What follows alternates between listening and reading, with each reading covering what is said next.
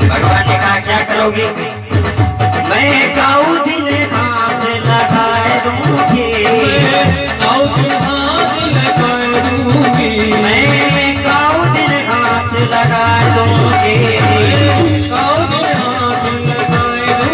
ओ मत फोड़े दही तेरी मच गिरे लाला, मत फोड़े दही,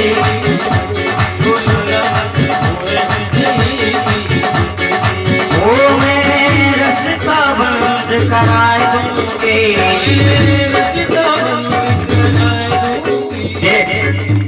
दही की मटकी मत फोड़ा कर। भगवान ने कहा क्यों? तू एक काम कर लाला, आ जाया कर रास्ते पे, हमसे मांग लिया कर, हम दही मक्खन तुझे खाने के लिए दे देगी। लेकिन तू मटकी क्यों फोड़ा करता है? मटकी फोड़ने में तुझे क्या आनंद आता है? भगवान ने कहा यदि हम इतना ही सीख जाए तो फिर आगे अब लीला हमारी लीला बढ़ाने के लिए बचा ही क्या है? ये तो कभी बंद नहीं हो सकता। तो बाली ने क्या कहती हैं कि फिर देख ले, जिस रास्ते से तू आता है ना यहाँ तक, मैं रास्ता बंद कराए दूंगी, मैं रास्ता बंद कराए दूंगी,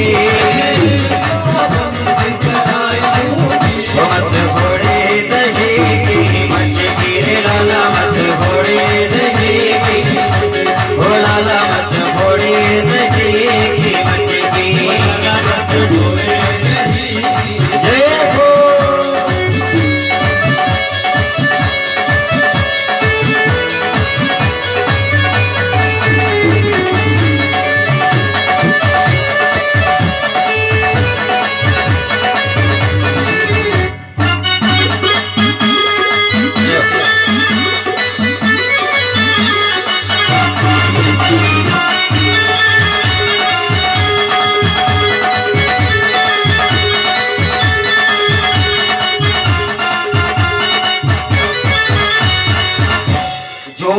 महापुरुष लोग पीछे बैठे हुए हैं, चश्मा लगा है और सामने से हाइलोजन जल रहा है, इसलिए हमें पता भी नहीं चलता कौन ताली बजा रहा है कौन नहीं बजा रहा है। आप कृपा करके थोड़ा आगे आ जाएं, बीच का स्थान बहुत खाली दिखाई देता है। भगवान की लीला का आप आनंद लें, और भगवान की लीला का आनंद कैसे लेना है पता है? बार बार वही कार्य करवाते आ रहा हूँ क्या? ओ मैं रास्ता बंद कराए दूंगी, मैं रास्ता बंद कराए दूंगी, मैं रास्ता बंद कराए दूंगी, मत फोड़े दही की मच गिरे लाला, मत फोड़े दही, ओ लाला मत फोड़े दही की मच गिरे,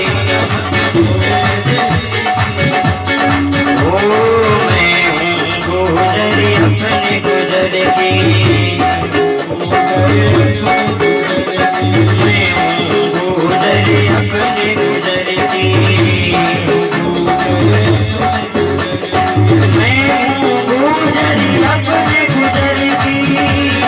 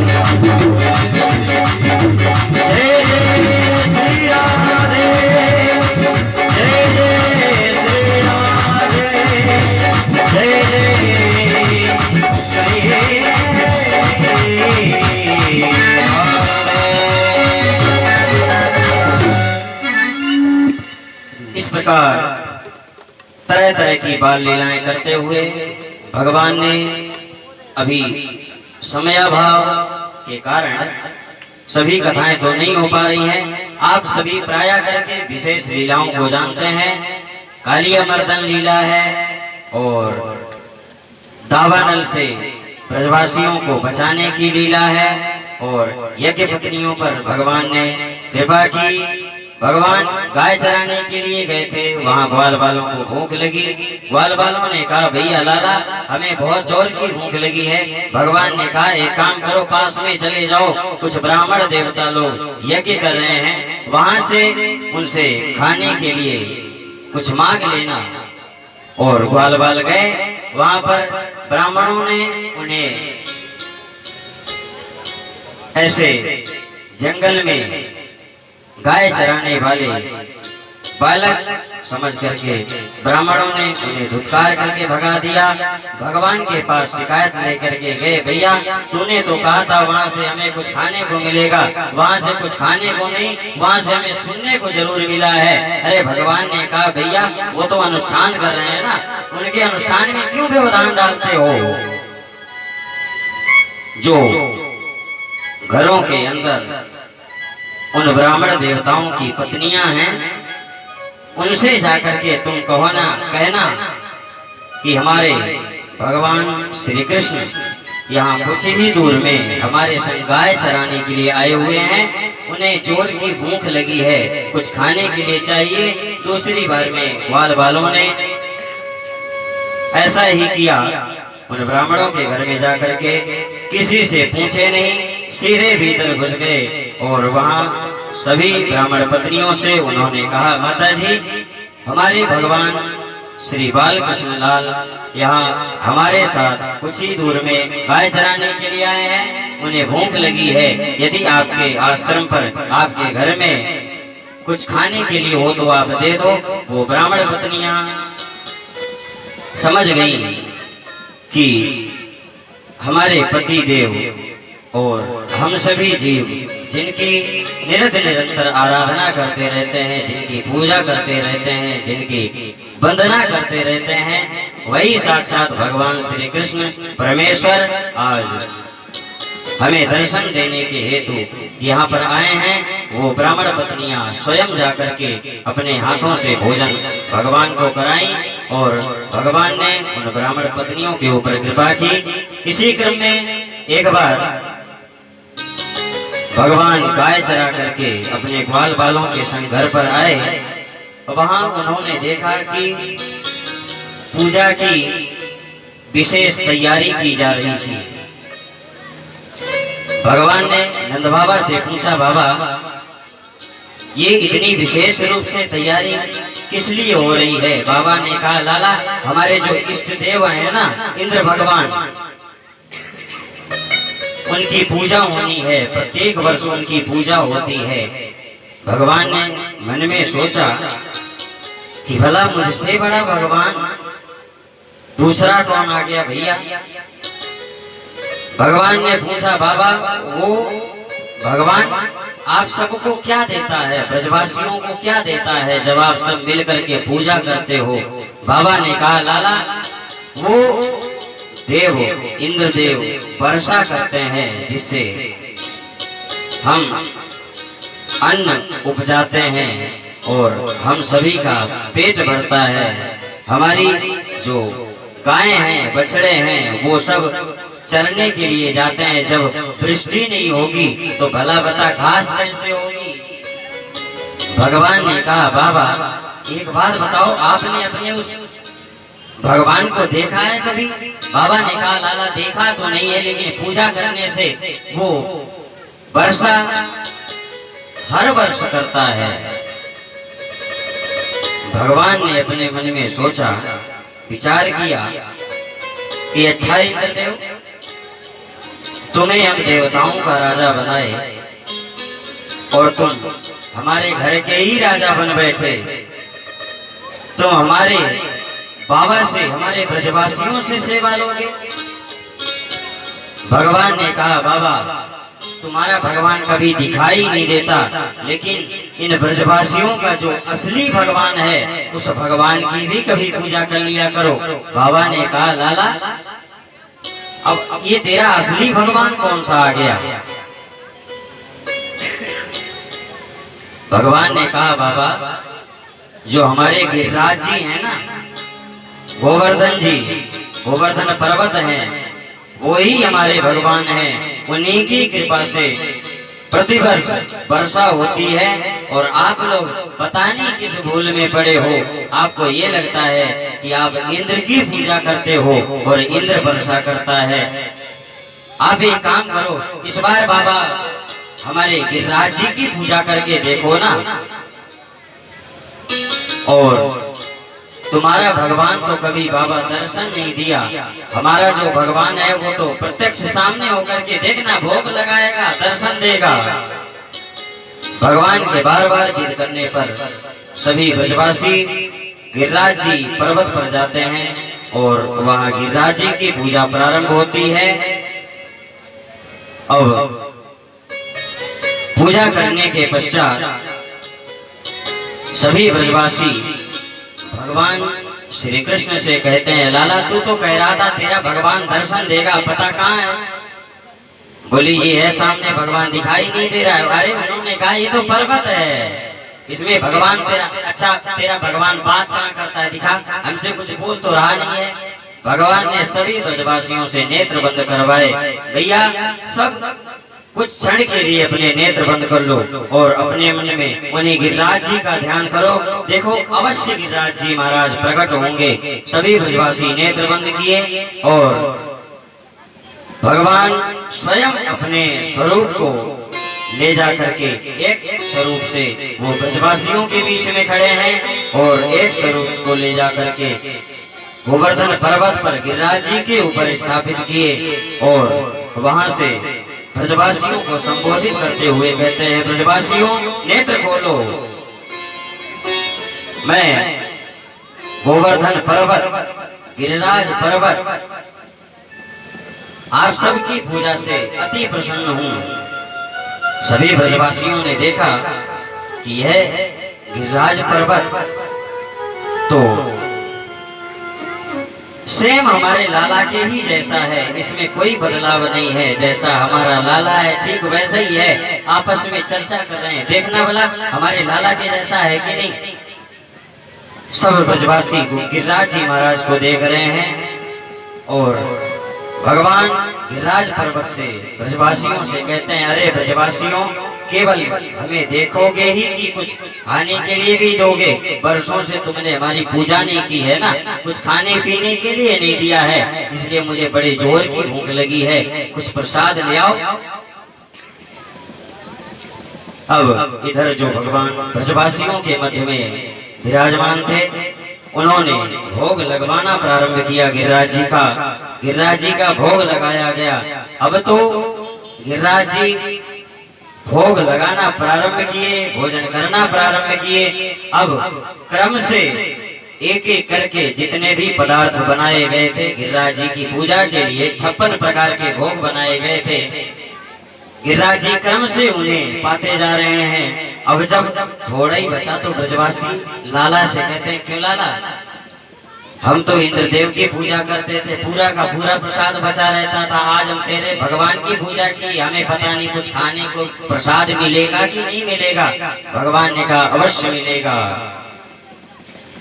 इस प्रकार सभी ब्रजवासी मिलकर के गिरिराज जी महाराज की पूजा करते हैं और अपने ब्रज क्षेत्र को लौट करके वापस आते हैं। और इंद्र को पता चला, नारद जी महाराज ने इंद्र को सूचना दी कि आपकी पूजा बंद हो गई है, वहां तो एक दूसरा देव आ गया है। कौन? बोले गोवर्धन पर्वत। इंद्र क्रोध के मारे अपने गणों को बुलाया और मूसलाधार वर्षा कराया। आगे की जितनी भी कहानी है वो सब आप सभी जानते हैं। भगवान के पास सभी ब्रजवासी गए, भगवान से प्रार्थना किए, लाला तेरे कहने पर हमने गिरिराज जी की पूजा की थी, अब बता तेरा वो भगवान हमारी कहाँ रक्षा कर रहा है। भगवान ने कहा ब्रजवासियों घबराओ मत, चलो हमारे संग में, हम जिन गिरिराज जी की पूजा किए हैं उन्हीं गिरिराज जी की शरण में चलते हैं। वो गिरिराज जी महाराज, गिरिराज भगवान अवश्य हमारी रक्षा करेंगे। सभी ब्रजवासी मिलकर के गिरिराज पर्वत पर जाते हैं, वहां सभी स्तुति करते हैं। गिरिराज धरण प्रभु तेरी शरण, गिरिराज प्रभु तेरी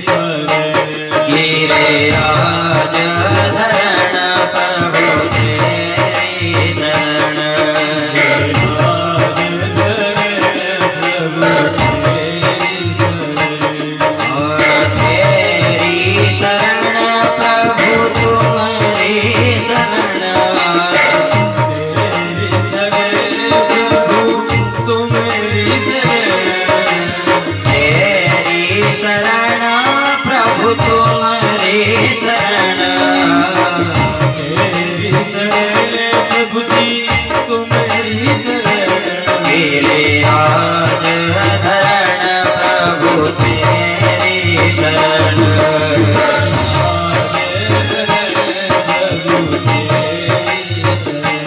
गिरिराज धरण प्रभु तेरी शरण,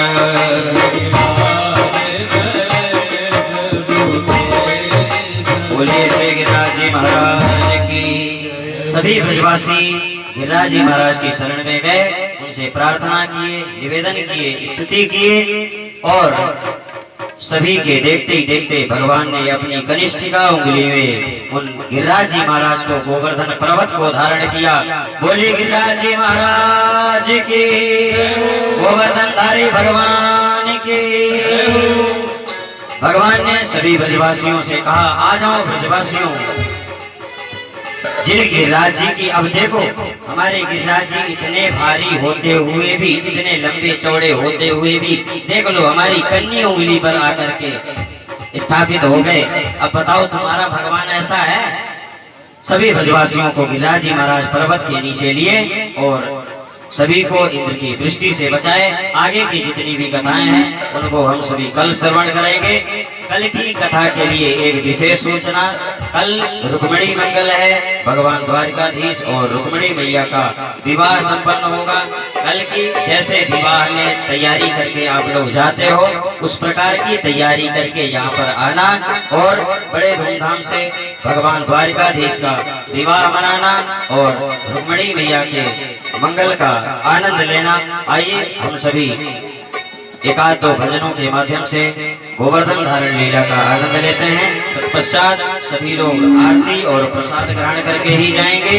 भोग के लिए आज स्पेशल व्यवस्था 56 भोग की गई है, जो आपके सामने रखा है। अभी कोई भी उठ करके जाएगा नहीं, सभी लोग 56 भोग का प्रसाद लेकर के ही जाएंगे। कितनी देर तक बैठे रहे, और सबसे बड़ा कारण ये है कि लेट आए हो तो लेट जाना पड़ेगा। जय राधे राधे बोल के देंगे परिक्रमा डोल के, श्री राधे राधे बोल के देंगे परिक्रमा डोल के, अर्पण करके तन मन धन चलो चले सब गोवर्धन, अर्पण करके तन मन धन चलो चले सब गोवर्धन। राधे बोल के तेरे परिक्रमा डोल के, अर्पण करके तन मन धन चलो चले सब गोवर्धन, अर्पण करके तन मन धन चलो चले सब गोवर्धन।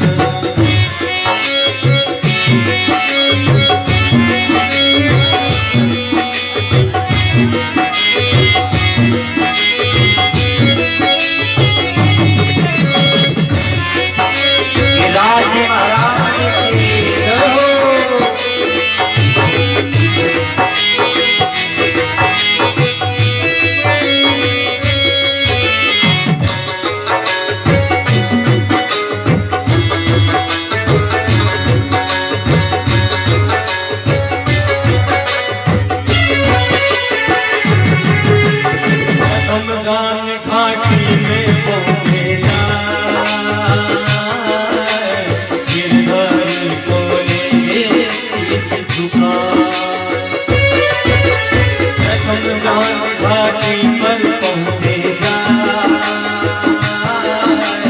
गिरधारी तोड़ेंगे शीश झुकाए जगमगी मन में जग परिक्रमा की तैयारी कर सब दान करे दिल खोल के तेरे परिक्रमा डोल के दान करे दिल खोल के तेरे परिक्रमा डोल के हर पल करके तन मन धन चलो चले नभ गोवर्धन हर पल करके तन मन धन चलो चले नभ गोवर्धन आगे आगे बोल के तेरे परिक्रमा डोल के आगे आगे बोल के तेरे परिक्रमा डोल के हर पल करके तन मन धन चलो चले नभ गोवर्धन चलो चले नभ गोवर्धन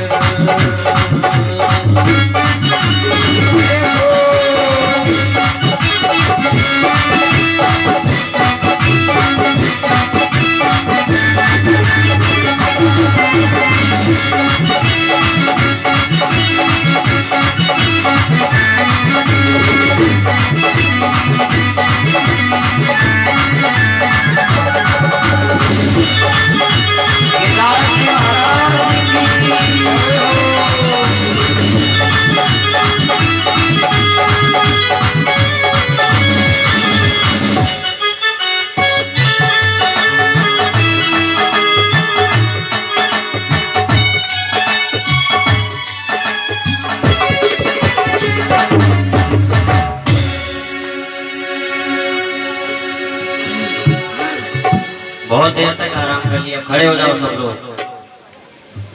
पीछे जो महापुरुष लोग बैठे हुए हैं वो भी ऐसे नहीं, कृपा करके आगे आ जाएंगे।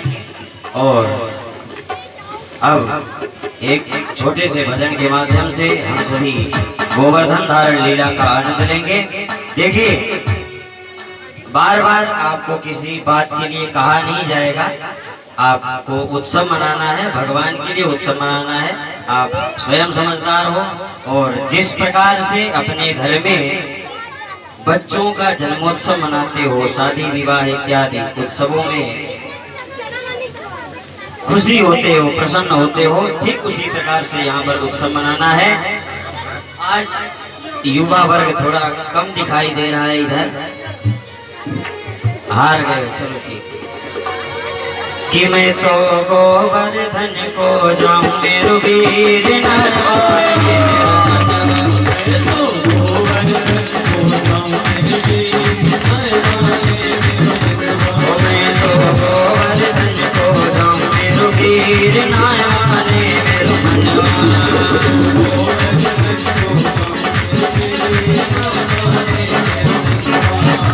नरवाने मेरो मनवा सखी नरवाने मेरो मनवा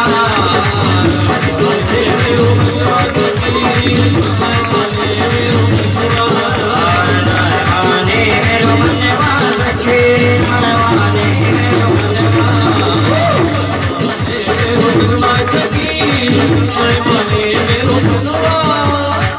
अब आपने कह दिया है, हम कुछ नहीं कहेंगे तो अब अरे मत रहो, खंभे बंद करके भैया, अपने में और इसमें अंतर दिखाओ थोड़ा। कैसे कि मैं तो गोवर्धन को जाऊं मेरो वीर नरवाने मेरो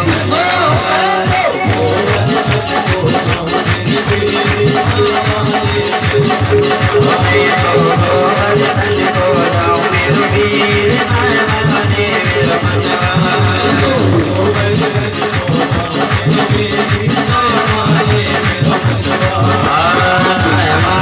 मेरो मनवा सखी नरवाने मेरो मनवा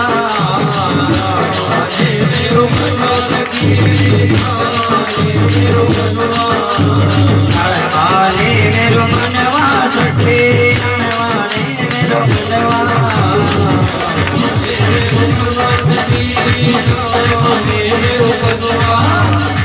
भगवान के भजनों का, भगवान की लीला का आनंद नाचते झूमते लेना चाहिए। कैसे? अब हमने कह दिया ना, आप लोग माने नहीं, हमसे कहलवा लिए।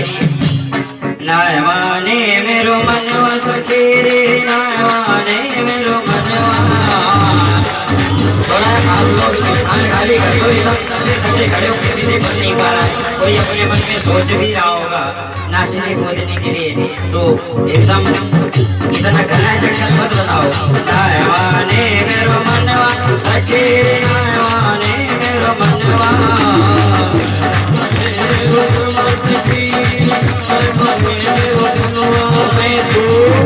मैं तो गोवर्धन को जाऊं मेरो वीर, मेरो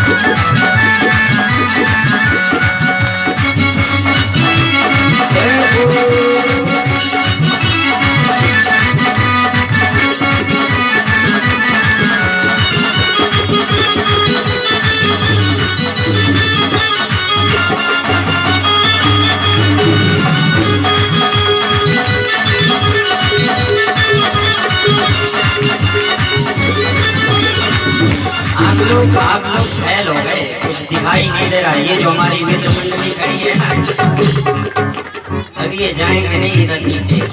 पहले आप लोग कुछ करामात दिखाओ, तब तो ये जाएंगे। मैं तो गोवर्धन को जाऊं मेरो वीर, मेरो मनवा। मैं तो गोवर्धन को जाऊं मेरो वीर,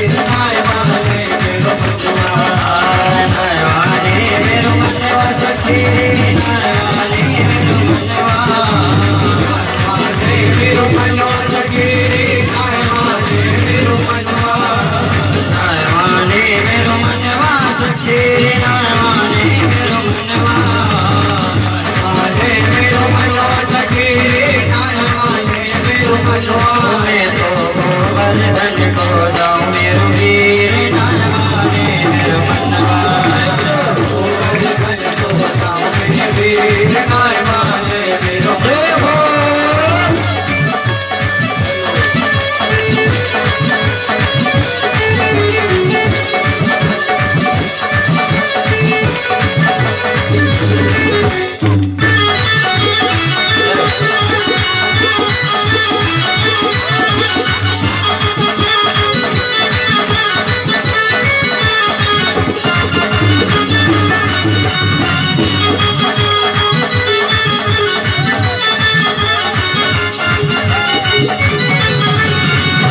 कोस की है परिक्रमा, सात कोस की है परिक्रमा, सात कोस की है परिक्रमा, सात कोस की है परिक्रमा, सात कोस की है परिक्रमा, सात कोस की है परिक्रमा, सात कोस की है परिक्रमा, सात कोस की है परिक्रमा।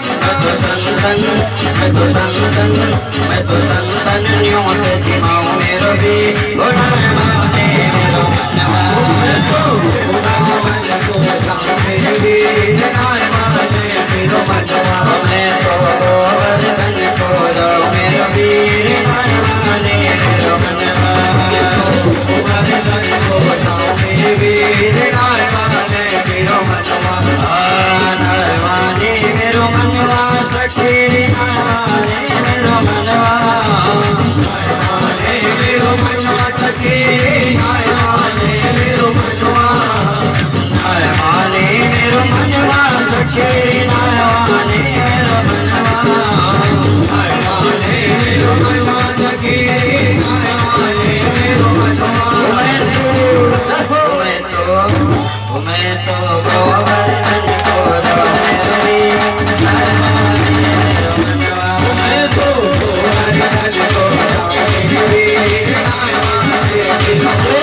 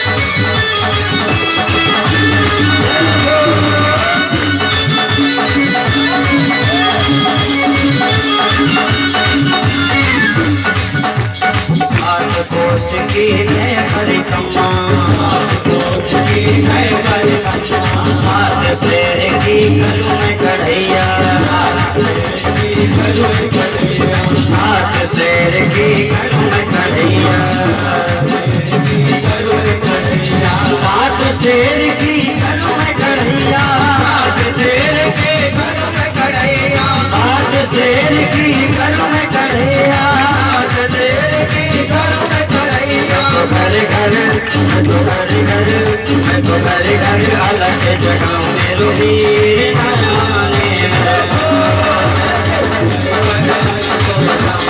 वीर नाय माने,